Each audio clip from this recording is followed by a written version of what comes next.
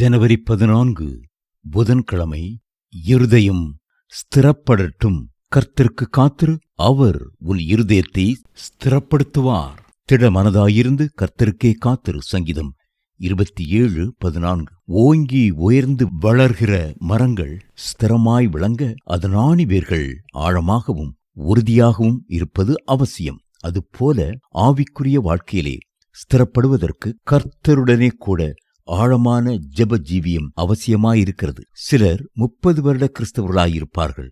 ஆனால் சிறிய உபத்திரவம் வந்தாலும் கர்த்தரை மறுதலித்து விடுவார்கள். ஒவ்வொரு முறையும் தேவ ஊழியர்கள் வந்து வாக்குத்தத்த வசனத்தை கொடுத்து அவர்களை உற்சாகப்படுத்தி மறுபடியும் கர்த்தருக்குள் கொண்டு வர வேண்டியதிருக்கும். யுத்தத்தில் ஸ்திரமான உள்ளம் இல்லாவிட்டால் அவன் கோழையைப் போல புற முதுகிட்டு ஓடிவிடுவான். படிப்பிலே ஸ்திரம் இல்லாதவன் தோல்வியை எண்ணி தேர்வை எழுதாமலே இருந்து விடுவான். எந்த காரியத்திற்கும் ஸ்திரமான உள்ளம் அவசியம். அப்போஸ்தலனாகிய பேதுரு விசுவாசிகளுக்கு இவ்வாறு எழுதினார்: கிறிஸ்து இயேசுவுக்குள் நம்மை தமது நித்திய மகிமைக்கு அழைத்தவராயிருக்கிற சகல கிருபையும் பொருந்திய தேவன் தாமே கொஞ்ச காலம் பாடு அனுபவிக்கிற உங்களை சீர்படுத்தி ஸ்திரப்படுத்தி பலப்படுத்தி நிலைநிறுத்துவாராக. 1 பேதுரு 5:10. சரீரத்தை ஸ்திரப்படுத்த மருத்துவர்கள் ஊட்டச்சத்து மருந்துகளை எழுதி கொடுக்கிறார்கள், உடற்பயிற்சி செய்யும்படி சொல்லுகிறார்கள். ஆனால் இவை எல்லாவற்றையும் விட இருதயம் ஸ்திரப்படுதல் அவசியம். அது நாணலைப் போல அங்கும் இங்கும் அசைந்து கொண்டிருக்க முடியாது. அப்போஸ்தலனாகிய பவுல் எழுதுகிறார்: பலவிதமான அந்நிய போதனைகளால் அலைப்புண்டு திரியாதிருங்கள், கிருபையினாலே இருதயம் ஸ்திரப்படுகிறது நல்லது. எபிரேயர் 13:9.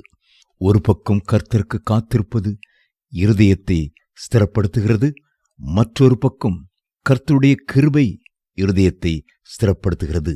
தேவ பிள்ளைகள் தங்களை கர்த்தருக்கு ஸ்திரப்படுத்துவதற்கு ஒப்புக் கொடுக்க வேண்டும். அதற்கு பொறுமை மிக மிக அவசியம். அவசரமான இந்த உலகத்தில் கர்த்தருக்கு நீடிய பொறுமையோடு காத்திருப்பது சற்று கடினமான காரியம்தான். கர்த்தருக்கு காத்திருக்காதவர்கள் தங்களுக்கு வேலை கிடைக்காதா, தங்கள் பிள்ளைகளுக்கு மருத்துவக் கல்லூரியில் இடம் கிடைக்காதா என்று அரசியல்வாதிகளின் பின்னே சென்று காத்திருந்து சோர்வடைகிறார்கள்.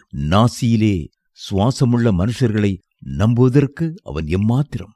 ஆனால் தாவீதை பாருங்கள், அவருடைய இருதயம் கர்த்தருக்குள் ஸ்திரமாயிருந்தது. அவர் சொல்லுகிறார்: கர்த்தருக்காக பொறுமையுடன் காத்திருந்தேன், அவர் என்னிடமாய் சாய்ந்து என் கூப்பிடுதலை கேட்டார்.